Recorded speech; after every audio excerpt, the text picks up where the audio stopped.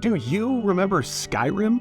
What am I talking about? Of course you do. When the fifth installment of the Elder Scrolls franchise released on November 11th, 2011, that's 11/11/11, it was an instant sensation. It made $450 million in the first week. That's like 90 million Big Macs. Upon release, Skyrim was arguably the most expansive and detailed open-world RPG to date, with a massive world to explore, tons of side quests, story-based quest lines, a bunch of different abilities and classes to master, as well as tons of different enemies to mow down.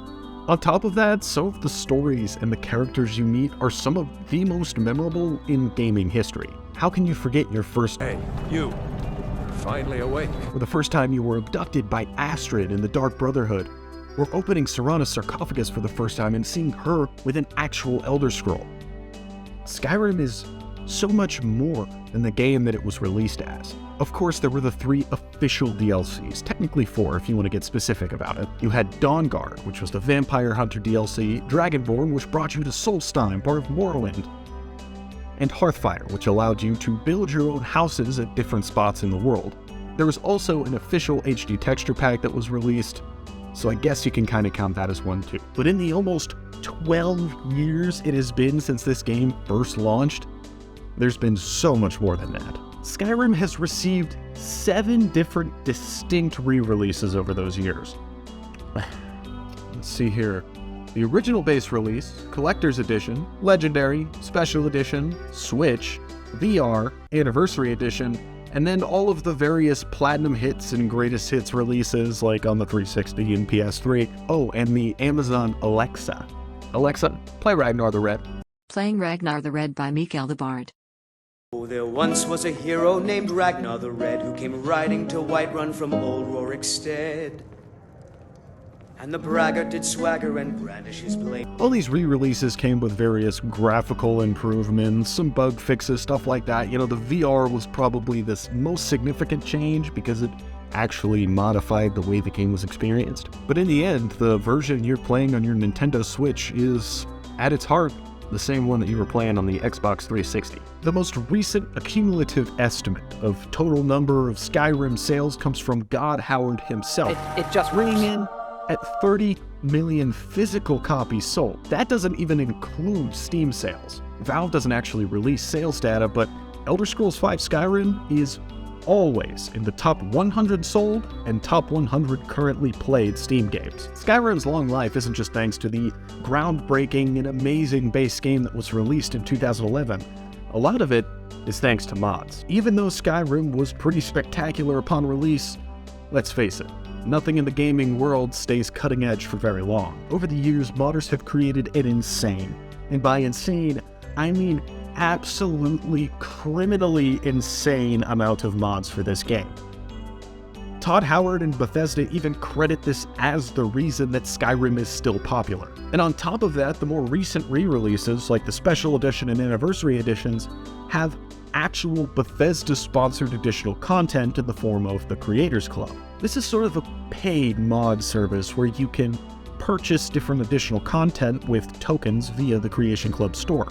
And it's a really cool way to get sort of officially endorsed content added to the game even in 2023. But even then, there's Nexus Mods, which just has bajillions of mods to download for free and ways to actually support the creators if you like the mods so much. And thanks to the Creation Club and some clever workarounds, modding isn't even exclusive to the PC version of the game, so if you're playing on a PS4, Xbox One, or even a 360, you can still mod your game. Nowadays, everyone has their own list of just required mods that they need to have installed to play the game. What are your required Skyrim mods? Let me know down in the comments, I'd love to know. I pretty much can't play this game on PC without SkyUI. If I'm playing it on console, I can live with the original UI system, but on PC, nah, SkyUI is the way to go. Another one I absolutely loved was like borderless cities, so you didn't have to wait through a loading screen when you walked into one of the main cities in Skyrim. It was pretty janky, buggy, and caused a lot of problems, but in the end, it saved me about 10 seconds every time I wanted to go in or out of a city, so win-win. This modding community has extended Skyrim's life beyond the foreseeable future. It's still at the forefront of the gaming community through consistent player base, developer support, collectibles and memorabilia, cosplay. The fanbase for the Elder Scrolls V Skyrim is still very, very alive, and is probably the reason Elder Scrolls 6 is one of the most anticipated games of the decade. And even though this game is massive and already has a long-established fanbase, it is still so easy and accessible to pick up and play for new players. Yes, there's a huge backlog of previously released Elder Scrolls games, and some pretty bonkers lore to go with it, but you don't really need any of it to play this game. The story and gameplay of Skyrim stands up on its own, and the fact that the game is released on so many different consoles, it's so easy to get your hands of either physically or digitally. We always have copies of Skyrim out on the shelf at Nostalgic, and it's still one of the games that consistently sells. It makes it a fantastic touchstone for the community, as well as a great introduction into older Elder Scrolls games such as Oblivion or Morrowind, which are both also really, really good. So, have you replayed Skyrim recently? Why not? It's like on every console ever. It's literally on the Amazon Alexa. Play Skyrim. You won't regret it. Well, your social life might regret it.